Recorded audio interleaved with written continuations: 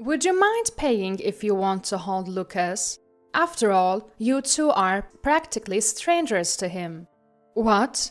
My husband and I were utterly stunned. Never in our wildest dreams did we imagine we'd have to pay our daughter-in-law to hold our own grandson.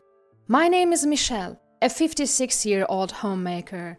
I live with my husband, who's also 56. We have one son, Tom, who's currently 28. He got married 2 years ago. His wife, Sarah, is 10 years his senior at 38. After graduating college, Tom got a job and moved out on his own. Apparently, Sarah, a senior colleague at his workplace, aggressively pursued him from the get-go. Tom has always been strong in STEM subjects. Throughout high school and college, he was immersed in them. Shy and reserved by nature, he had never dated a woman before. Suddenly, pursued by an older woman at work, Tom was initially reluctant. However, Sarah kept pushing, inviting him to lunch, finding reasons to be near him, and eventually they started going out for drinks. Things escalated quickly from here.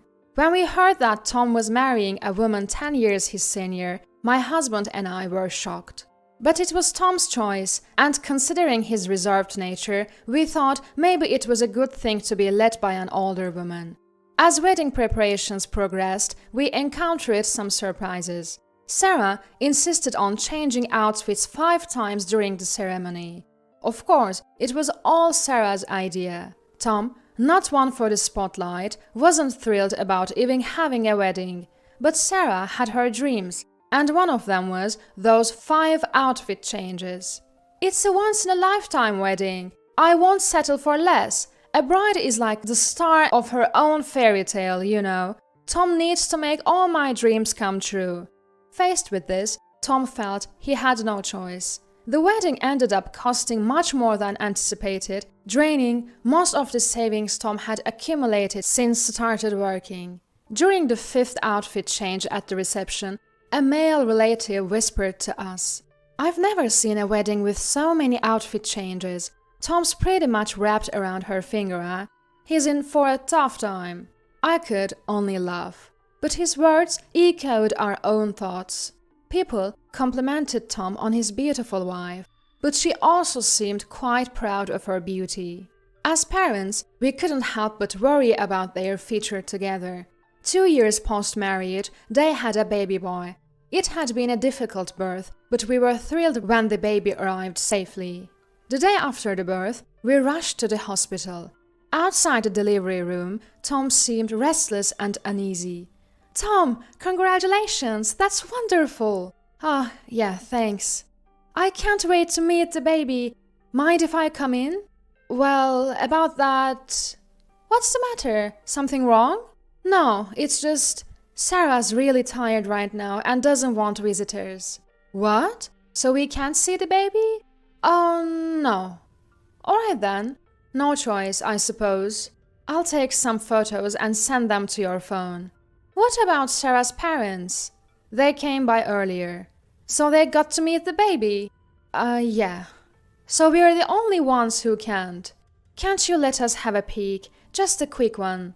It seems like blood relatives and in-laws are treated differently. Sorry, but could you leave for today?" "Fine." Tom looked really uncomfortable. Likely, Sarah had asked him to decline visitors from inside the hospital room. Disappointed, we had no choice but to head home. Our son sent us a photo of the baby. Such a cute sleeping face. Seeing it made both my husband and me even more eager to meet the baby. I'd love to hold my first grandchild in my arms. I timed it around Sarah's and the baby's discharge and called my son to arrange a meeting. But we didn't get a favorable response. Sarah would be taking the baby to her parents' home for a while, so it would be difficult. So we waited for the day Sarah would return to their apartment from her parents' home. The baby was named Lucas. Finally, the time came for Sarah and Lucas to return after receiving postnatal care at her parents'. We got our son to agree, and finally, we were going to meet our grandson. We bought clothes, baby gear, and toys for Lucas. On the day of the visit, we went to our son's apartment. "Hello, may we come in?" Upon entering, we saw Lucas on his baby bed. He was energetically moving his arms and legs. He was a cheerful boy. What a lively boy! He's really cute. Next to the baby bed, Sarah stood with a sullen face. Could I hold him for a bit?" Sarah remained silent. Then Tom spoke. "Mom wants to hold Lucas, is that okay?" My son repeated my request to Sarah.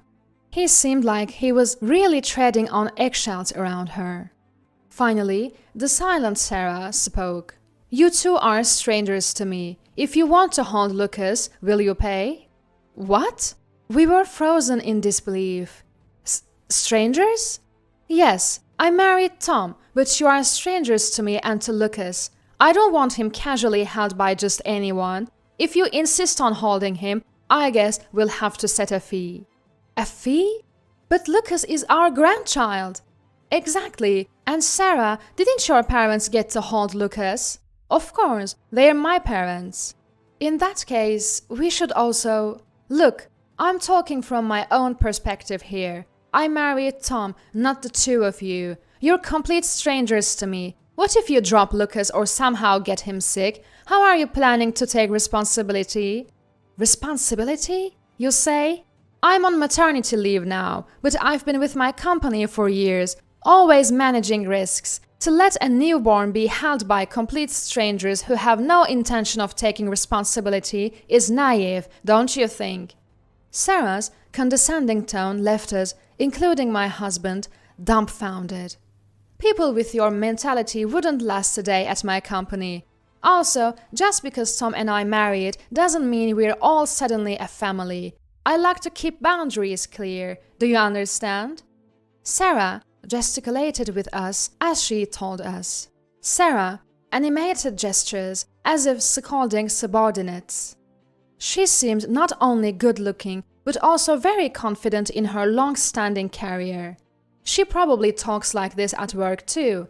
You could easily guess what the power dynamics between her and Tom, who was 10 years younger, must have been like in their workplace. That hierarchy seemed to have transferred to their marriage. Tom looked surprised at Sarah's words and gave us an apologetic look. But he couldn't muster up any words to counter her. "Let's just go." "All right." And so we left Tom's apartment without even getting to hold Lucas. We had our concerns before, but we never thought it'd come to this. We realized Sarah wants nothing to do with us, and Tom seems completely controlled by her, unable to voice his own opinions. It's harsh to call us strangers, isn't it? Yeah, I never thought we'd hear something like that. Pay money if you want to hold your grandson. But Lucas was so cute. He was. We had this conversation on our way home. Even after we got home, we couldn't stop talking about what had happened. We concluded that there is no other choice but to let go of our hopes.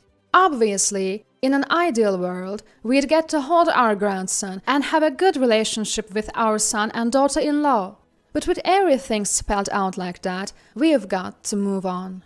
True, at the end of the day, Tom chose to marry Sarah. Yes, what's important is that they're happy. I won't harbor wishes like wanting to hold our grandson or having family dinners anymore. Although I was concerned about whether Tom is really happy in such a situation, I realized it's not our place to question our son's marital choices. If that's how Sarah feels, we have no choice but to adapt. If we forcibly try to do anything, it might make Tom uncomfortable. And so, we lost contact with our son's family. 2 years passed like this.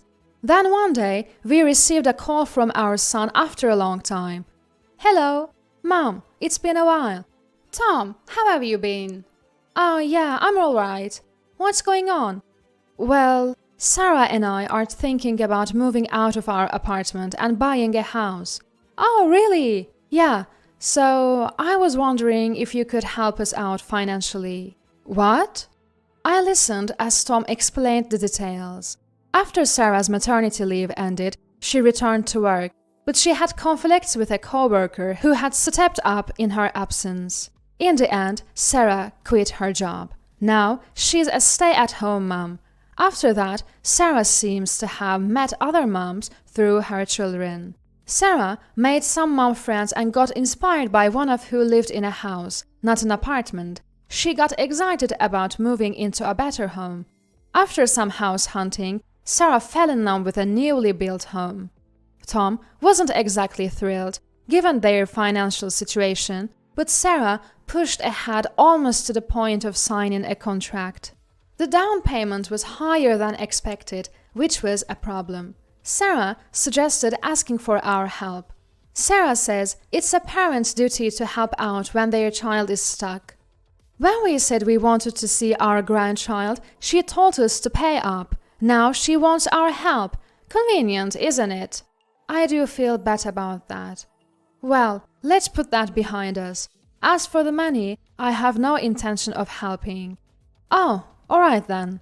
If you can't afford it, live within your means. If you need parental support for something, maybe it's better to skip it. You're right, Mom. You've always been sensible, Tom. I don't know why you even had to ask. I guess so. Sorry for the awkward request. More importantly, are you happy right now? I'm not sure. Tom ended the call. The next day, the doorbell rang. My husband was out and I was home alone. Sarah showed up. Tom was with the kids at a nearby park. I needed to talk to you, my mother-in-law. What is it? Tom said you won't help us financially. That's correct. Don't you think that's harsh? Your own son is asking for help. The house will be under his name. He is the breadwinner. How can you ignore him? Isn't that too cold? I was taken aback for a moment when Sarah barged into my house and started giving me a piece of her mind. Just my luck, my husband isn't home. It's just me. I braced myself, realizing that I had no choice but to stand my ground. Sarah, what gives you the right to walk into this house? Huh? Weren't we total strangers? Sarah froze, locking eyes with me but saying nothing. My son can buy or live wherever he pleases. It's none of my business. He's an adult. If he can't afford it, then he should live within his means. Especially when it comes to you, a complete stranger, telling me to fund his home purchase. I have no such obligation. But your son is actually struggling financially. Are you going to abandon him? Indeed, Tom has left the nest. Sarah was dumbfounded and silent. Moreover, it's not just Tom's house. It's where you will live too, right? Why should we help someone unrelated like you? Shouldn't you be asking your own parents for help? My family can't afford to help right now. Then you should give up on buying a house and stay in your current apartment. At this, her face turned red and she looked furious. Isn't it a parent's role to help out at times like this? Sorry to disappoint. It's different from your ideal, just like you're different from mine. What? Are you saying I'm not your ideal daughter-in-law? How rude! You've been rude too. Remember when you told us to pay up if we wanted to hold our grandchild? How dare you say that to your in-laws? I'm not really matched with my husband, am I? What? I rushed into marriage because I was 36 and desperate. I married Tom because he seemed obedient. To be honest, any groom would have done at that time. So, I think he should be grateful that a high-level woman like me married an average guy like him. Wow, you actually said that out loud. Don't you agree? It's a miracle that a woman like me is married to a man like him. That's why I believe it's natural for me to live in the house of my dreams. So, you wanted to brag about owning a home? So what? Isn't that normal? Yet here we are. Tom can't even make the down payment. I told him to ask his family for help, but everyone's so useless. Just then, Tom walked into the living room. Tom, when did you... Were you listening this whole time? Yes, I was curious about what was going on because I heard loud voices. I've been listening at the front door. So that's why you married me, Sarah. Sarah was visibly startled when Tom burst into the room. Tom's previous look of confusion was gone. His eyes seemed calm, but there was a distinct undertone of anger. "Mom, could you play with Lucas in the other room for a bit?" "Sure." I took Lucas into the adjacent room and closed the door. This was the first time I was directly interacting with Lucas. Voices from the living room started filtering through the door. "I've reached my breaking point." "Breaking point? Do you mean what you said earlier? Who do you think you are?" "What's with that tone, Tom? You think it's okay to speak to me like that?" "Enough." "What? You should be grateful you even got to marry someone like me, a man who's never even had a girlfriend before." "Grateful? Weren't you the one who said you'd marry anyone who came along? You should be the grateful one." I'd never heard Tom raise his voice like this before. Something must have severely damaged his ego, or perhaps he was letting out pent-up frustrations. "You kept saying you loved me, chasing me around. At first, I was hesitant, but then thought I could build a family with you. Turns out, you just wanted to use me to say you're married. You never even loved me, bossing me around and even telling my parents they should pay if they want to see their grandson. And now you want them to help us buy a house. Knowing all this makes everything seem ridiculous." Sarah seemed a bit flustered hearing this. "I didn't say that was all true." "Lies. I'm done being deceived and used. Our marital power dynamics were skewed from the beginning. I'm not living just to be controlled by you. And I don't want Lucas to grow up seeing such a pathetic mom. It's over. Let's separate." "What? No way. I absolutely want to live in that house. I've finally found my dream home. I can't give it up. I've always dreamed of inviting friends over for home parties." A loveless marriage in a fancy house just leads to unhappiness. If you want to show off so badly, buy a house yourself. Don't act so high and mighty. Don't command me. That's my line. Such an intense battle unfolded in our living room. I had never seen my son this fired up. Later, it turns out that Sarah had been having several affairs with her former boss. She would sneak out during the day to meet him while leaving Lucas at her parents' home. Learning this, Tom was completely dumbfounded. She was the kind of woman who had a lot of pride, but she was also had a weakness for men who complimented her looks and treated her as if she were special. That was the final straw. Tom and Sarah got officially divorced. Lucas ended up living with Tom. Instead of buying her own house, Sarah found herself being sued for alimony by Tom. She did manage to find a job after some job hunting, but couldn't get along with people, so she quit. Now she seems to be bouncing from job to job. Her looks, once her pride, now seem to have faded away. Since Tom was busy with his work, my husband and I took over caring for Lucas completely. Mom, I'm really sorry for all the trouble I've caused. I should have been more careful in choosing a life partner. That's okay. Everyone makes mistakes, but we all have to cooperate to raise Lucas well. You're right.